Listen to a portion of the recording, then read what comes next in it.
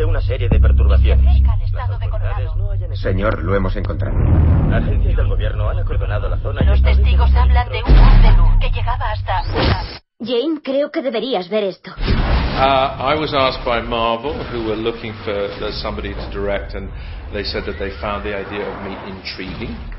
And so I also found the idea of the combination of things intriguing, the idea of finding the human story, strangely, in A Tale of Gods, inside this, vast action spectacle. So for me it was a very exciting combination. ¿De dónde ha salido? ¿Nombre? Ha dicho que era Thor.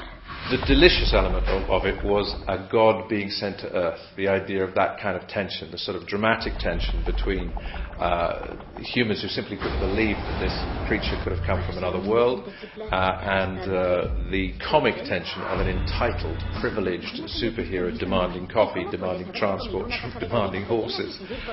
And then the idea also of, sort of romantic tension between Thor and Natalie Portman's character. All of that sort of blur, if you like, between superheroes, earthlings, and also does a superhero and a god become a better god if he understands what it's like to be a man? Para tus antepasados era magia. Tú lo llamas ciencia. En el mundo del que vengo, las dos son lo mismo. ¿Pero quién eres en realidad?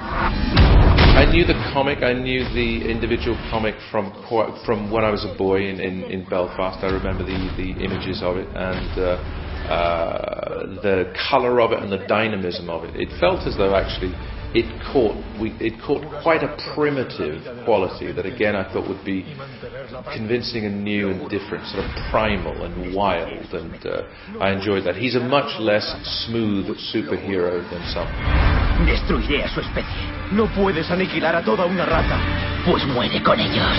Anthony Hopkins brings, this extraordinary stillness and weight and simplicity, so that you believe absolutely that he is the boss of the universe, and he has great film technique, so that he can be both he's very prepared and he's very committed, but he's very spontaneous, very fiery, very electric kind of actor, and so that sense of danger he brings. Also, you believe that he was once like Thor, that Thor really is his father's son. They're both wild men, and father is trying to tell son to do as I say, don't do as I do. Estas personas son inocentes. Chris Hemsworth needed to provide this kind of magnificent physical presence, which he does.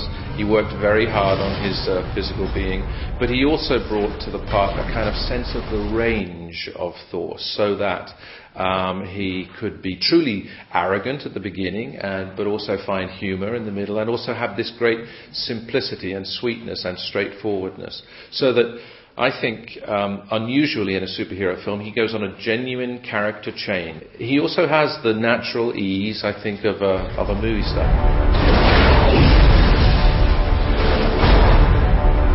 I don't think he has seen the movie yet, but I know that he loved doing his cameo. I met him for lunch beforehand, and I enjoyed working with him. He's like a sort of tornado of energy. He's 86 years old. He seems like a 18-year-old child, and he's was a fantastic inspiration. And I love the fact that he said, when I asked him, well, why did you come up with Thor? He said, I ran out of things to do with men, so I had to work with a god. Regresaré.